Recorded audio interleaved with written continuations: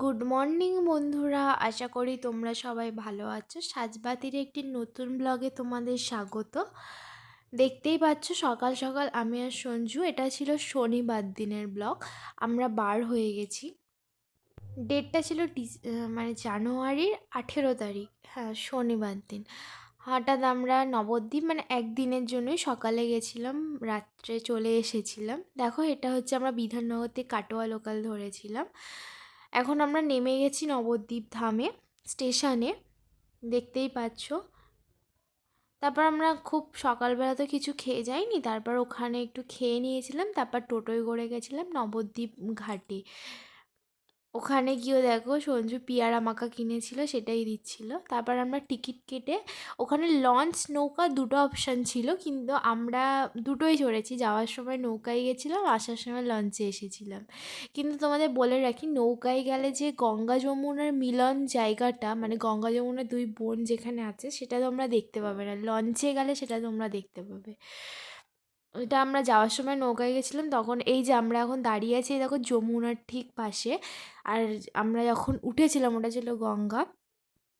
তাই যখন আমরা বাড়ি ফেরার সময় আমরা লঞ্চে এসেছিলাম, সে ভিডিওটা করা হয়নি। চলো এবার আমরা ওই ঘাট থেকে চলে গেছিলাম ইস্কন মন্দিরে, দেখতেই পাচ্ছ। এবার ইস্কন মন্দির গেট থেকে ঢুকেই এখানে ছিল শিল প্রভুপাদের ভজন কুঠির। মানে কুঠিরটা দেখো কি সুন্দর, আগেকার দিনে গ্রাম্য পরিবেশের মতো খড় দিয়ে দারুণ সাজিয়ে রেখেছে। আর এখানে মানে ভগবান শ্রীকৃষ্ণের ভজন হচ্ছিল।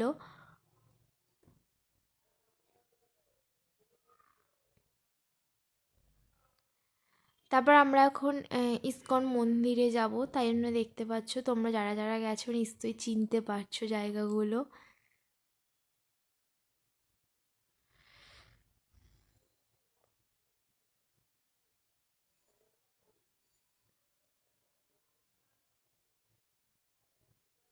এবার ইস্কন মন্দিরে ওখানে তো ভিডিও অ্যালাউ ছিল না, তাই জন্য ফোনটা বাইরে জমা রাখতে হয়েছিল, তাই বাইরে থেকেই তোমাদের ইস্কন মন্দিরের দৃশ্যটা দেখালাম। তারপর আমরা ওর পাশেই ছিল ভেজ ফুড কোর্ট, ওখান থেকে এটা ছিল বেবিকর্নের কিছু সামথিং, যাই হোক ওটা টেস্টি ছিল। তারপর এখানে দেখো সবই ভেজ, কিন্তু টেস্টি ছিল সবই।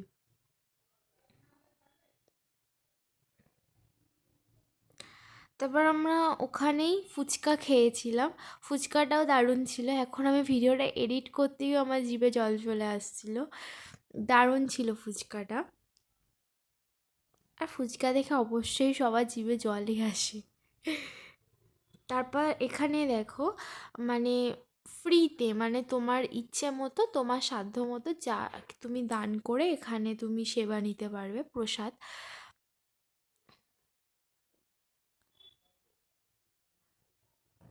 ওর বাইরের দৃশ্যটা খুবই সুন্দর ছিল, খুব সুন্দর একটা বাগান করে রেখেছিল। তারপর কৃষ্ণ আর কৃষ্ণ সারথি অর্জুনের রথে, সেই দৃশ্যটা দেখলে তোমরা। তারপর ওখান থেকেই বার হয়ে আমরা 5 মিনিট হেঁটেছিলাম, এটা হচ্ছে গোশালা যাওয়ার রাস্তা। দেখো আমরা গোশালায় পৌঁছে গেছি।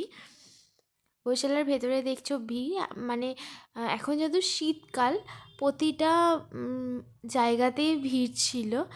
এখানেও দেখো ওই যে যে খড়ের জায়গাটা কাউন্টার দেখতে পাচ্ছ, ওটা ছিল মানে দুধের বিভিন্ন জিনিসের একটা কাউন্টার, মানে দই, ঘি, সব কিছু। এই গোমাতাটা দেখছো, এটা আমি অনেক বছর মানে 3-4 বছর আগে যখন গেছিলাম তখনও দেখেছিলাম। এটা হয়তো অনেক পুরনো, মানে অনেক বয়স হয়ে গেছে এই গোমাতাটার। আর এখানেও দেখো প্রচুর গোমাতারা আছে। গোশালার এরিয়াটাও দেখো, এটা তো সামনে, পেছনে আরও মানে আরও বড় এরিয়া আছে, সেখানেও অনেক গোমাতা আছে। এই গোমাতাটা দেখো, এটা মানে এই গরুটা আমি প্রথম দেখলাম, মানে শিং নেই। তোমরা যদি কেউ জেনে থাকো তাহলে কমেন্টে বলো তো এটা কী মানে গরু। তারপর দেখো এখানে গোমাতাদের মানে খাওয়ার জন্য এখানে খড়ের গাদা দেওয়া, কি সুন্দর ডিজাইন করে রেখেছে দেখছো। দেখো দূরেও আর একটা খড়ের গাদা। এই যে কাউন্টারটা দেখাচ্ছিলাম না, ওখানে সঞ্জু ক্ষীর কিনে খেয়েছিল আর আমি একটু লস্যি খেয়েছিলাম। আমি বেশি মিষ্টি খাই না বলে ক্ষীরটা খাইনি। এই যে এই ভবনটা, এই যে মন্দিরটা হচ্ছে ইস্কন মন্দিরের ঠিক পাশে। মানে বললাম না 3-4 বছর আগে গেছিলাম, তখনও হচ্ছিল, কিন্তু এখনও কমপ্লিট হয়নি। যে মন্দিরটা দেখালাম তার পাশেই ঠিক লম্বা করে এই ফুলের মানে শাড়িগুলো ছিল। কি সুন্দর লাগছিল, মানে তোমরা ক্যামেরায় আমি কতটা দেখাতে পারছি জানি না, কিন্তু খুব ভালো লাগছিল। তাহলে বন্ধুরা, ব্লগটা এখানেই এন্ড করছি। তোমাদের সাথে আবার দেখা হবে পরের ব্লগে। সবাই বলো রাধে রাধে।